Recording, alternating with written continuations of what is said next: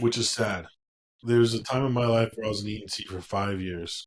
I probably brought back, it was 8 or 9 people back to life doing CPR. So I'd seen them from having no heart rhythm to coming back with a heart rhythm. So they were clinically dead at one point. And I got 2 thank you letters out of 8 or 9 people. And it's just not fair. Those people should be paid hundreds of thousands of dollars for doing what they do. But now here I am, in a sense, taking someone's money to make their kitchen look prettier. And they give me a bottle of liquor or something that, hey, so thankful what I did for them. And, a million times over. And it's just like not fair in the way I look at it.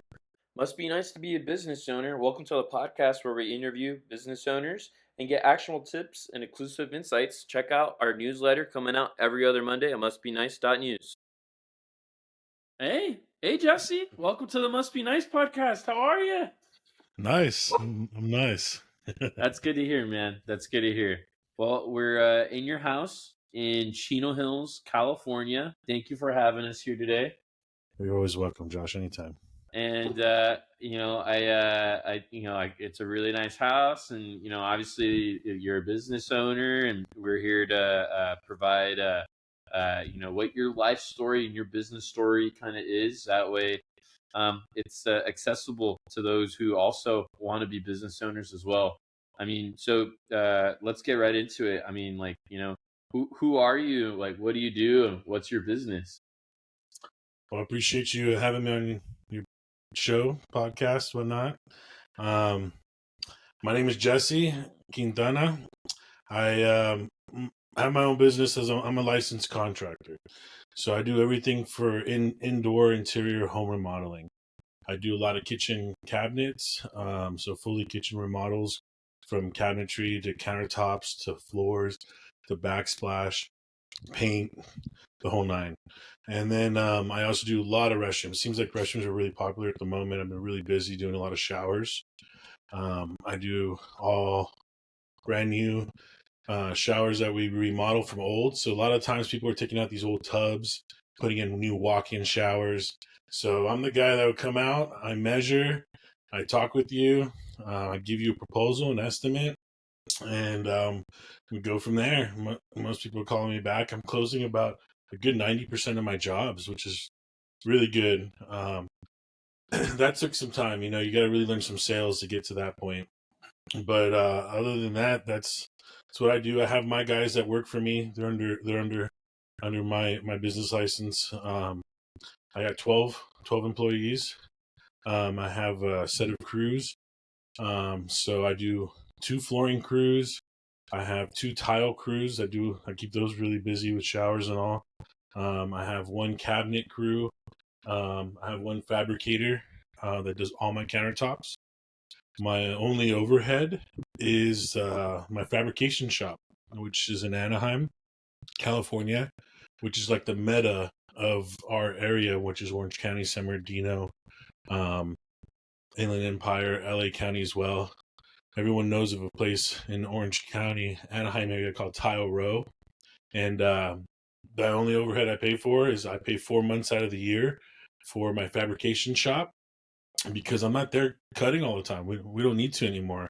We're able to do fabricating in your own driveways, depending on what's the size of countertops you have.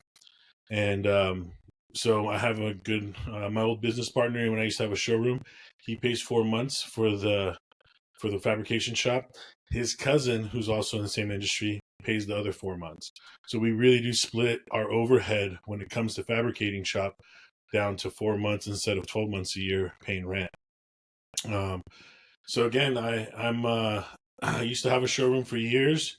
Now I'm on my own. It's been the smartest and best thing I've ever done, especially since I've been fortunate enough to stay busy and keep my guys busy. We all got to put food on the table. And it's pretty much, the long story short sense, what I do. All right, so you're a general contractor, and it sounds like lately you've been specializing in bathrooms.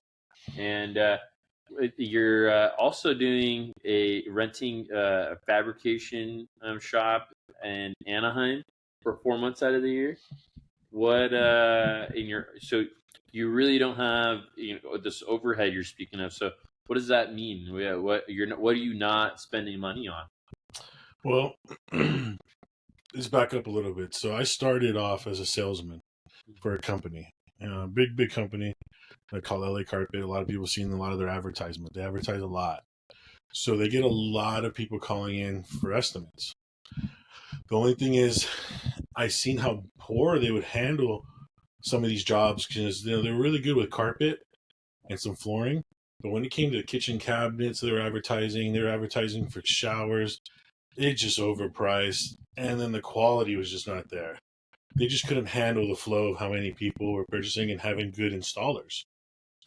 So I had to leave, and I went to the competition, which is at the moment when in the area I was in, Orange County, is called OC Kitchen Bath and Flooring.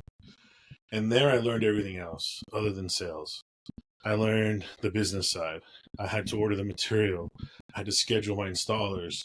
I had to collect. I had to do everything except for paying for the material or paying the installers, in a sense. That was what the owner would do. And here, my buddy and I are like, hey, let's start our own place. So we did. And, the good thing for me was it was a trajectory in my business where it kept climbing up. So I never had a sense of what people went through with the economy crash where their business was hurting. So ever since I've joined, which has been 12 years now, 12 years ago, I worked in LA Carpet. I worked there for about 2 years. Then I went to OC Kitchen and Bath, and I was there not even a year. Then we started our own showroom. So this is about 9 years ago now. Started a showroom in a great area. That's what it's all about. When you're going to start any business, I've learned that there's a pie of a mile radiuses that you want to have. So, for example, if you're by the ocean, that's not the best because you have a whole pie, half the pie is gone next to the ocean. You're not going to get customers, where the other 50% of the pie is the rest of the cities and so forth, chaining to it. So we were in the city of Mission Viejo, beautiful area, old money. Orange County, is known for being, a higher end market. And so we also had surrounding cities that were brand new, which really helped us. And that surrounding cities were all the way down to San Clemente, all the way towards Irvine. And then these new cities that just started, which is Ladera Ranch, Rancho Santa Margarita. These people have to pay to get on their freeway. It's toll road freeways around their neighborhoods. So these people, are making decent money to have to at least pay to get on their own freeways every day to travel to work and back. And so, they just want quality. They wanted somebody that knew what they're doing. We had 5-star Yelp reviews on our Mission Viejo store. So people would walk in already ready to buy and just wanted to get educated on the product, on what we would do and how we did it. And that's all I would have to do. It wasn't really sales for me anymore. It was more education. And that's what I've learned with me being a successful business owner in my business versus other people that I've seen that's failed in the same business is the salesman showing them, explaining to them, educating them, and not having to sell them. Just more educate them and give them the time and quality. And that's what people want, because in this industry, you're going to spend $5,000 at the minimum. So, I've had $150,000 invoices, people need to trust you and know that you're going to do good work and you're going to show up on time, and and your guys do good work. And so another thing is like a photo portfolio. You can show them pictures of before and afters and things like this. And my business really helps a lot. Again, because they're dealing, they're probably getting 3, 4, 5 quotes at times, depending on the person and what they're doing. And a lot of thing for me now that I've gotten away from my showroom, because it's like having a baby when you have your own business. When you have a showroom, you got to be there. And it just sucks. All my family and friends are out in parties and stuff on Saturday, and I'm in the showroom stuck. So I've been on my own since just before COVID, and it's been a great thing. It's the last 4 years for me now. It's been awesome. I'm scheduling my own appointments. I go on vacation a lot. um, pretty much do my own thing when I want, how I want. So I've had a lot of sense of freedom, and especially having good crew of installers where I can go ahead and give them their daily or weekly schedules, and then they don't really call me for much because everything's already written out for them, what they need to do, how they need to do it. If not, I show them, I explain them. If I can't do it in person, I'll show them via videos. Um, and they can FaceTime me. FaceTiming is really helpful. So I can be in Mexico, I can be in Spain, and I was just in Turkey last year, Peru last year, Caribbeans, Cozumel, Cancun, Cabo. It's all in 1 year, you Wow. know. And I'm able to do work from there just via FaceTime and having my notes. The thing about it would really help if I had a second person to really take over that part for me. Then I would have a lot more freedom. But I would have to pay that person, right? So it's nice for me to have that extra money to have that freedom as well too. Yeah. And so it sounds like, you had a lot of vacations. Is being a general contractor nice? Is it something where you recommend to everyone else? Or what are these luxuries that you're getting? I've been very fortunate because my wife, she's worked very hard to be where she's at. She's a physician assistant. She works in the ER, and that's how we met. I was an EMT a long time ago, and I was really striving to become a fireman. And one thing I've noticed about myself, Joshua, that a lot of the other people kind of lack sometimes is the strive. Is besides that the confidence of taking those chances of trying no matter what, like knowing what you kind of looking for, goal setting, and going after it and getting it done. I really strong us as human beings that we really can set up your own life, your own future. You can really dream it and believe it, and it'll come to you. And so this is something that's really fell on my lap by me just believing it's going to work out. Me wanting to travel, me wanting having the sense of freedom, me wanting to make the kind of money that I've been making. Um, and it just so happened that me being a contractor was the best route for me to go without having to go to school so much like my wife did. Here my wife was making bigger checks than me, and my goal was to beat her. And what else was I going to do other than go to school for another 5 years, 6 years? You know what I mean? Become a doctor, make more money than her, So I was very fortunate to get into the sales position. I saw an opportunity. I saw that why can't I be that person as far as an owner? I'd seen that why do I have to have a showroom to do this if you have enough other ways to get customers? And my customers are a lot of word of mouth. I don't advertise at all. The worst thing I hated about being in the showroom was paying these advertisement companies, OC Register, The Plum. I mean, there's some long list, and it's just ridiculous how much they charge for a little portion in their catalog that goes out to everyone's mail. And I'm just like, I'm in the wrong industry. I need to be in that industry, marketing, because they make a killing, and all you got to do is go get customers to pay you to be on your book that you print out for cents. You know what I mean? But long story short, I was able to get busy on my own. It just happened to fall in my lap. It was just a law of attraction, is what I call this. So I was really wanting to not be in the showroom anymore. And I was already busy on the side, just people bothering me. Hey, can you do this for me? Can you do the flooring for me? Can you do this? Then they told their neighbor, and then they told their family member. Next thing you know, I'm like, man, I'm like busy on the side without even having to do the showroom. So I did a bold move. I got out of it, got my portion, and it was a good time. That's a whole nother story on how that happened, leaving the showroom with my partner. And but it's been the best move I've ever made by far. And like I've said, I've ridden the nice high trend. Eventually, it's going to probably plateau and come down. Some type of economy crash, who knows? But there's other opportunities when these things happen. It's about being prepared for those. And that's something I'm looking forward to in my next chapter, whenever that comes. Yeah.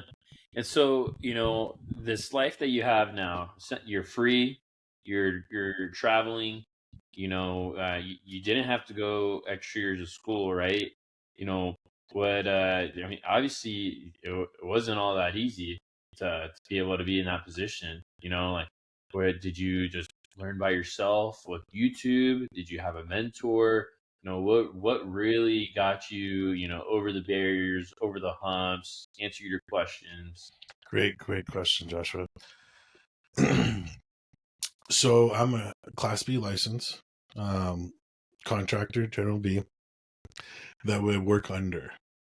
Now, I've learned this industry from, for example, my plumber, he's a licensed plumber.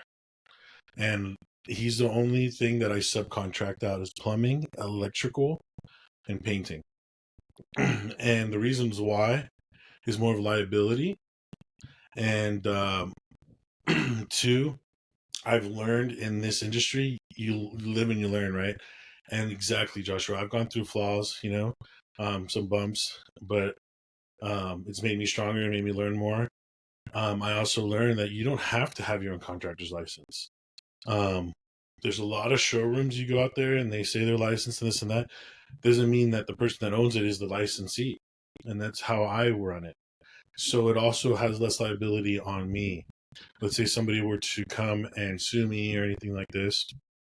I have a DBA and my contractor's license is through my cousin, who's also on paper his owner.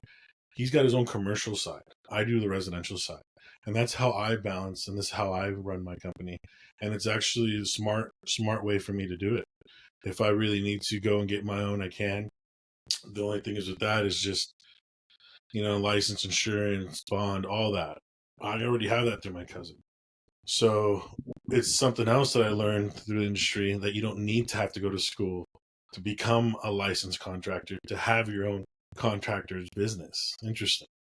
So when I learned that, I jumped on it right away. Um, a lot of people do it. A lot of people out there now. I can do the work myself. I really do know how, but that has to do with experience, Josh. That has to do with asking questions, watching the plumber, learning from the plumber. Electrician, same thing. I did work in my own parents' house. Remodeled the whole thing. I did it all myself, so you can save a lot of money in the labor. And I wouldn't have been able to do it without having the crew that I have and knowing what needs to be done because of repetition and doing it so many times in different homes. And every home's a little different, Yeah. depending on what year it's built, what area, and that kind of thing as well. Yeah. And it's if you had to do this business all over again, what would you do differently? I would have started sooner so I could go on vacation a lot longer. Yeah. Yeah, and also provide because my wife at one point she was a provider. She was the breadwinner. She would pay for the house and the mortgage, and my goal was to free that for her. She deserved it, And so eventually, I was able to make enough money to where I covered the mortgage. Told her to save her money. Now I pay for the vacation. I cover the mortgage. She don't pay for nothing except for her getting her nails done, and I hope she saves money. Yeah. Yeah. And when you were growing up, right, leading up to this life that you had now, did you always see yourself, being in charge of Bob the Builder, or was this the calculated path? Yeah, that's a good question, Josh. So at first, I wanted to be a fireman. The reason why was the one industry looked like I played football, basketball, and baseball growing up, and through high school, I played three sports. As a matter of fact, I was most athletic on my yearbook, in my class. So graduating was like, what's my next sport? I don't think I'm going to go for professional or anything. So I used baseball, and I signed up at Mount San Antonio College, JC, and I was able to get all my classes I needed for firefighting because I had first picking, because I used my sports, signing for baseball, which I ended up quitting. So that way I could go full time for school. And I did something that was pretty incredible because I had my mind set on what I wanted. I had an A plan, didn't much have a B plan. And my A plan was to become a fireman. So I was already an EMT working in the ambulance because I graduated from high school with my EMT license. And how did I do that? Was I would finish school my last semester at lunchtime because I was ahead in credits, and then I would go to night schooling um, for EMT class. And so again, I'm graduating high school, 18 years old. My first job was on the ambulance running 911 calls in Orange County. I knew what I wanted to do. And so I went to Mount San Antonio College. I took like 6 classes and a PE class. I was, I think 7 classes or something. I was able to get all that done in like one whole semester. I only had like 1 or 2 other classes to do. And I was already applying for the fire academy. I got in the fire academy right away. I was one of the youngest ones in my fire academy. Um, I was 19 years old. And I remember applying to become captains and the chiefs there. And here I am going against guys that are 25 with a degree. And I don't know how or why they picked me. They chose me. So to this date, I'm one of the youngest fire chiefs at Mount San Antonio College. And that was class of 2007, 42nd Firehawks. And so from there, I got hired as a fireman with LA County Fire. The unfortunate thing was that there was an economy crash and they stopped my academy. So they froze us from getting hired. And I was so devastated. And long story short, my buddy was like, "Hey Jesse, you show me cool pictures, like bad things that happen to people at times, and the way you explain it and stuff. You got like a salesman's personality. I can help you in my industry." So I literally followed him, not getting paid. My friend, my really good friend, his name is Ray Sadian, takes me. He works at LA Carpet. He does in-home estimates. So it's called Shop at Home. So I literally take my truck. I remember I had $100 in my bank account. My truck like was at half the gas. Like I had like no money, And I'm going and I'm parking in Orange County. My buddy's picking me up, and I'm following him, not getting paid, and doing this for like a week with him. Well, he did something bad, and he went for a day with his girlfriend, and he let me run some calls for him. It was 3 estimates, and I took his car. I had all the samples in the back of his car, and I closed 2 out of the 3. He's like, "Jesse, you're a natural at this. Tell him I'm gonna get you a job tomorrow." So he gets me a job with LA Carpet, and here I am in a whole other industry, not sure how it's gonna work out. And I did well. I did well with my sales, and I was able to move up there. I noticed that I was getting paid little, and for a lot of the work we did. And then I got offered from the competition, which was OC Kitchen and Bath, to come to them, and I did. And the mishap there was I learned a lot. I learned the industry. LA Carpet ended up suing us because they were taking salespeople from them. And OC Kitchen and Bath didn't cover our lawyer fees. We had to pay out of our own pocket. I remember paying like out of my own pocket, it was like 3,000 and something, which was a lot for me at the time. And I was like, I can't be in a place like this, not gonna get my back. And so this is where my buddy and I were like, hey, let's go open up our own place. He had a lot of the financial backing through his family money to open a showroom. And that's how we found a spot and decided to open in Mission Viejo, knowing geographically that was a great area. And also from other showrooms, we heard that were being pretty successful around that surrounding area. And that was the best move ever made. If it wasn't for that, that really built my confidence to be my own business owner, because I ended up being like that overnight. And yeah, so it's going with your gut feeling, opportunities that open up in the right time, and jumping on them, and being confident. Yeah, and it sounds like some of it was some of this innate skill for sales, right? What is this innate? Is this something you grew up with? Like what really gave you that spunk that got you that job? What can you if I was sitting here and I wanted to be a general contractor, what is something that you have that I'm missing? Well, I think in life, everything is sales. The minute you meet somebody, you introduce yourself, you're selling yourself, whether you know it or not. Um, people read body language, they read, uh, you know, you. And Do they trust you? Do they not? That goes down different routes. That being said, um, my dad was very shy growing up, and he would stutter. And he always told me growing up, "Hey, you go say hi to him. Go say hi to her. Go talk to that girl. Here's $5. Go dance with her." We're at a wedding, and I'm like 6 years old. He's trying to build my confidence. He's trying to make sure that I wasn't going to be the way he was, in the sense of stuttering, being shy. And I think that really helped me to where I introduce myself, and they're like, "Hey, he's a nice kid," or this. So that's where I think it really basically started. But then, um, with sales and being outgoing, um, those are traits. Whether you have that or not, it's hard to teach that. And in my industry, again, people want to meet me because they heard that we did a good job. I'm the business owner. What I'm telling you, you're going to be getting. They like that. They like that one-on-one. If I send somebody else, maybe they may not close the job as easily as I could, in the sense because of that.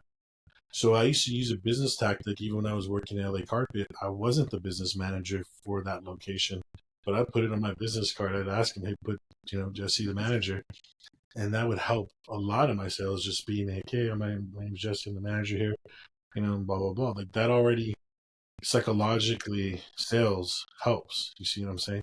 So there's a lot of little tactics like that, that I learned. But again, a lot of times now it's been set up so nicely that people have seen my work, or has been recommended to me from their neighbors or family. And again, so I'm going over, and I have my setup now where, hey, look, my name's Jesse, I'm a licensed contractor. This is what we do. Let me show you some pictures. And then they like that. And then they ask questions. And, since I typically know the answers to 99% of the questions, because I've been doing this for 12 years, it helps a lot, versus you being, they're not going to like that. That's not a good salesperson. You got to know your stuff to sell your stuff. You had to say, hey, like you're doing your sales, you're showing up to clients' houses, you're going on vacation, you set up your team. What does your routine look like every day, right? Are you going into the office and quote unquote doing yoga every morning before showing up? Like, what does a successful business owner do? Yeah, so I'm probably the laziest person you'll ever meet, but I get up and provide action when I need to. So, in all honesty, I'm the wrong person to ask. Hey, you gotta have motivation. You gotta wake up. You gotta go work out. In all seriousness, I answer my phone. My phone goes off all the time, whether it's my installer, whether it's my customer, whether it's a new customer. I call them back. I'm always within an hour at least, depending, how busy, if I'm with a customer or whatnot. Um, when I tell them I'm going to show up, I show up. I give them a half an hour window. I show up on time. These are traits that people pick up on whether they're going to buy from you or not, believe it or not, depending on their personality as well. Um, so that's what's successful, is showing up on time, doing the job right. And most importantly, I explain to all my customers, this is construction. Something can go wrong. Don't let anybody else tell you different, but you're in good hands. And I'll give them an example. Here's one this week. Demoed on Monday. One of the little tiles from the countertops flew up and broke the window. Customer got a whole brand new window. I told them, hey, you want to hear the bad news or the good news? They said the bad news first. I said, your window broke. The good news is you're going to get a brand new window on us. Got the window replaced within 5 days later. So this is exactly what I'm talking about. So these are examples I give my customers. So then they feel better, because a lot of contractors come, take their money, they don't show up for a week. Next thing you know, they promise them 2 weeks they're going to be done. It's 2 months later. I can't work like that. I got so much jobs. I got so many things lined up. I need my guys to show up when they tell them to. I need them to try to finish within this time period. We got the next job to get to. And that's what sets me apart from a lot of other people. Um, but as far as my daily routine, Joshua, again, my phone starts going off about 7:30 to 8:30 in the morning. Um, so whether I have estimates already lined up for that day or not, if I don't, then I'm going up to my jobs that I already have, and I'm checking on jobs. Um, Also, too, there's times where in the mornings I'm going and my jobs that we're starting, I'm meeting up with my installers there, I'm showing them everything that needs to be done, so then I can go to my appointments from there. Um, and those are pretty much my days. It's either I have appointments for estimates, or I have appointments to start jobs, or I'm checking on jobs, or I'm collecting money. Yeah. And would you recommend this for everyone? Being a contractor and selling remodeling and the home jobs, commercial jobs. If if it's something you enjoy doing, when I was a kid, I hated my dad taking me to my grandparents' type apartments and things to go remodel, changing fans, doing things, and I hated doing it. I hated doing it with my dad. My dad was so handy. He was so good. He can build things, cabinets and stuff. I like doing cabinets, for example. My dad really showed me all this. And here I am, a kid, just being in trouble, having to go help out my dad, never knowing that this is going to be my way of life as far as making money and surviving. And I'm so thankful for my father for this because he showed me things that I never wanted to learn. I never wanted to get into. And now it's paid off for me. And with that, this isn't always for everybody. You don't need to have to know how to install. You need to know how to schedule, who to schedule. So it does help knowing what needs to be done for that reason. Um, Skipping the step to having to send somebody that's your installer there to see and say, hey, this has got to be the painter, drywaller's got to do this before the tile goes up or not. See, I know those kind of things, and that helps. But that's really it. Other than that, my job isn't hard. It's very easy. Um, and again, the hardest part is probably more of the sales. That comes more natural to me. That really helps, I think. And if you can do that part, that's the hardest part, is getting your customers and getting customers to buy from you and not someone else. Then yeah, I recommend it. It's going to be the least amount of schooling and to make the most amount of money has been my goal. And this is the best niche I can find to do so without being some type of IT guy that's making some type of website or something that just kills it, Other than that, I don't see what else can do this. And one last thing here for you too. I found a niche, and I think that's the hardest part in life for somebody to find something that makes them happy, that can give them what they like to do. They like to travel, they like to have that sense of freedom, make a good living, you know. Um, that was my goals, and this was my niche to, like I saying to you, make as much money as I can, to do as little bit of work as possible, um, and have that sense of freedom. Because a lot of other people I've seen go to school and they get a degree, communications or whatnot, and then now they're working somewhere that they really didn't want to work at. And they thought that they did at 18 years old when they first started college. And now they're stuck with an 8 to 5 job, 9 to 5 job or whatnot, and Monday through Friday. And there's still so much debt from school and from everything else. Here, my wife married me. I had zero debt. I married her, $115,000 debt. Thank God she makes good money in her industry. Imagine if she didn't and having all that debt. That hurts. So society always taught us to be in the industrial era of going to school, work hard, go to school, get your degree, get in debt, buy a home, get in debt, buy a car, get in debt.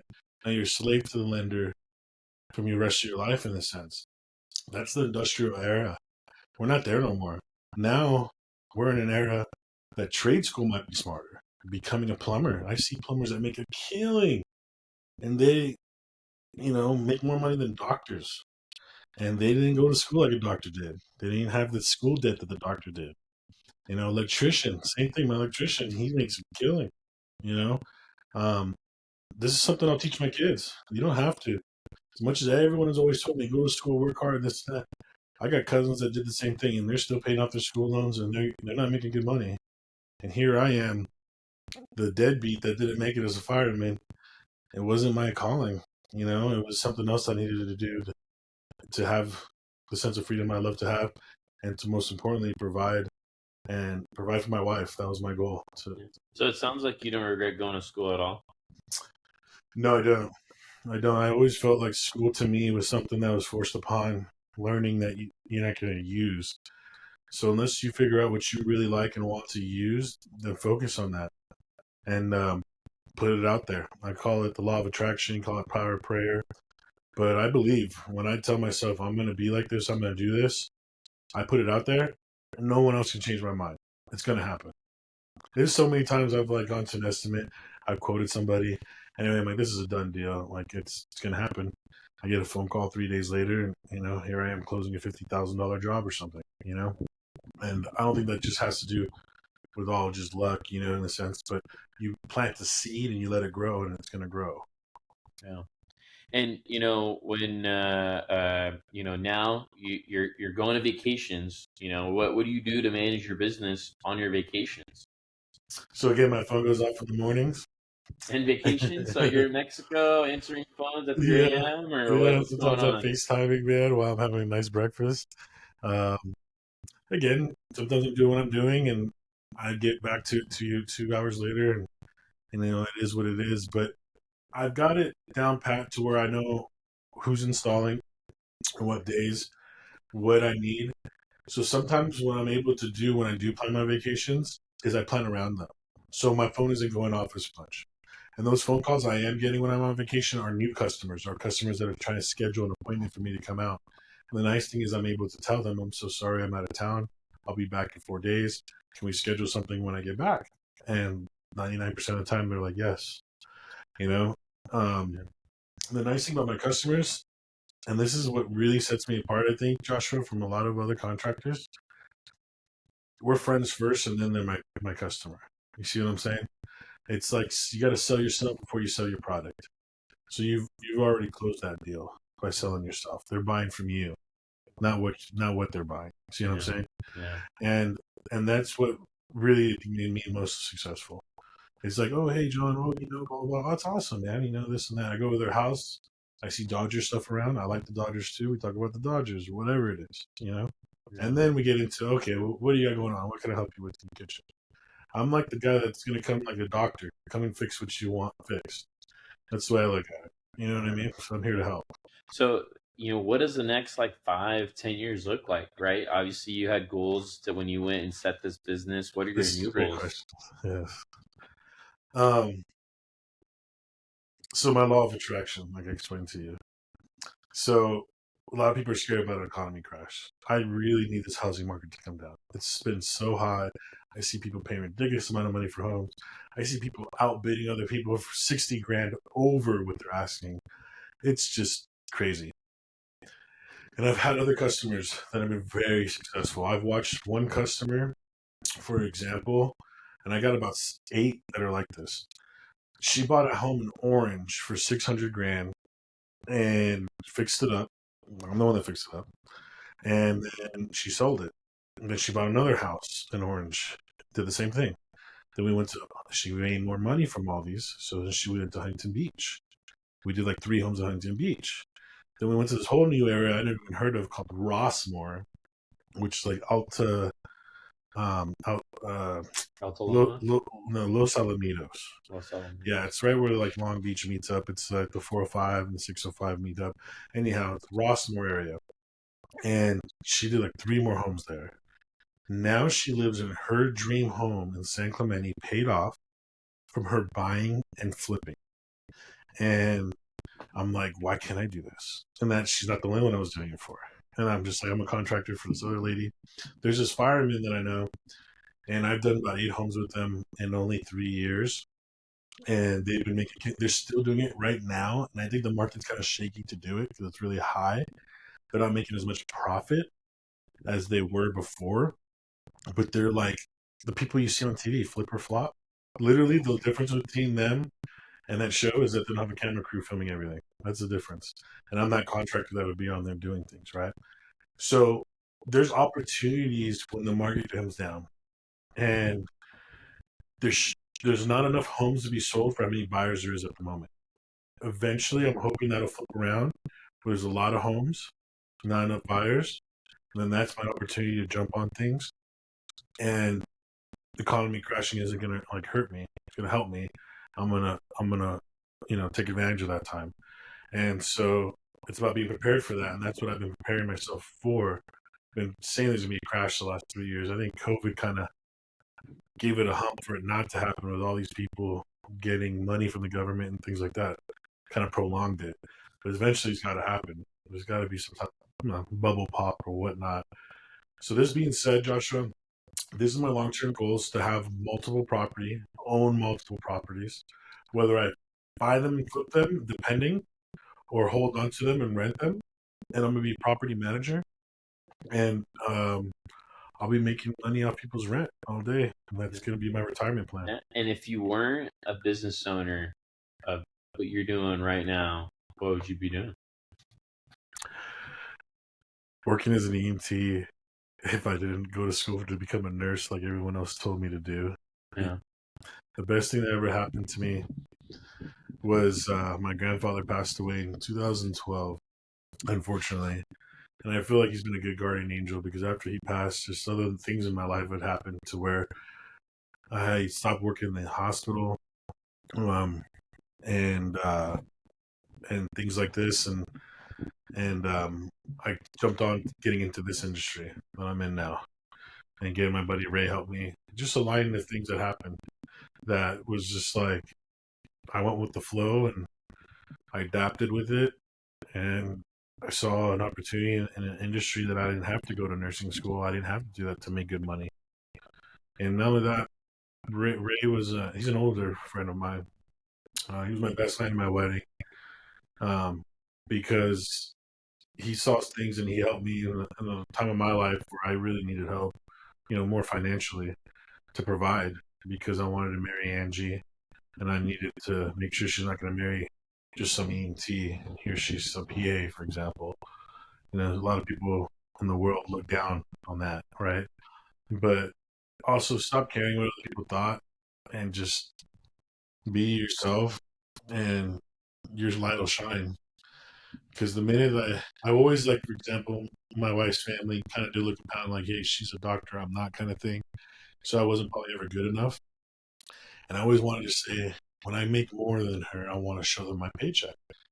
And the minute that I got to there, I realized they got to come to my level and I shouldn't scoot down to theirs.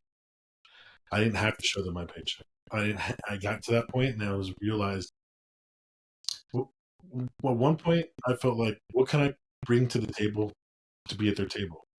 I realized I got my own table. It's better. So what can they do to be on my table is how it became later in life.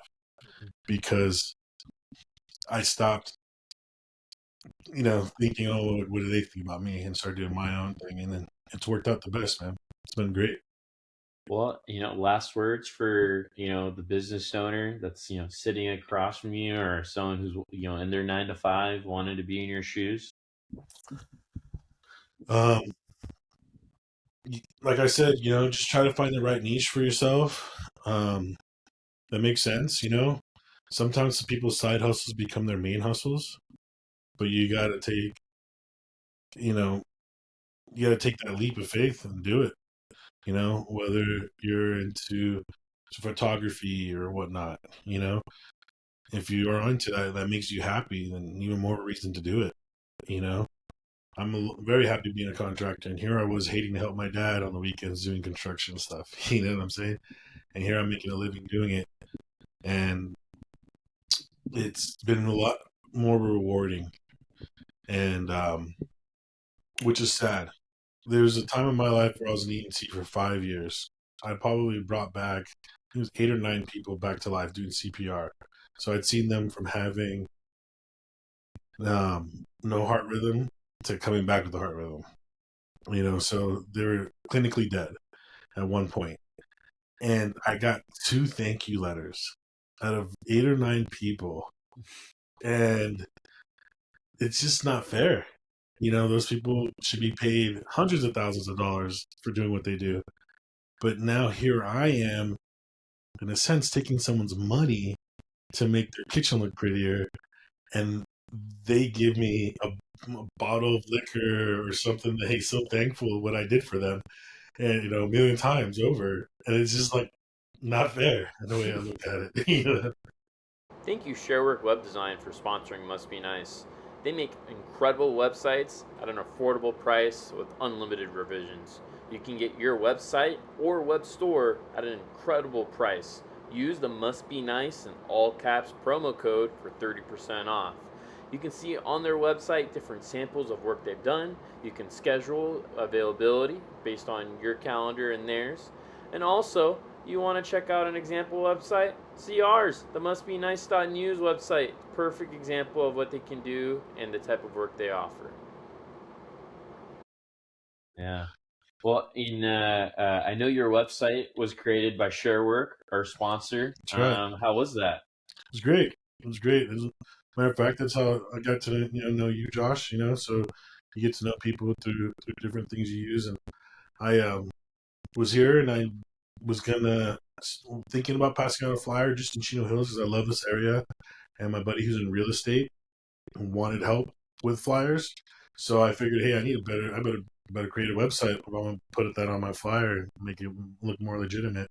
So it's helped me with that. Yeah, and at least I can put my photos on there. I'm more organized. People can see our work we've done. It helps a lot. So yeah, it's been awesome. Awesome. Well, thank you so much for being on the podcast, Jesse. Thanks, Appreciate Josh. you, Nice meeting man. you. And yeah, thank you guys.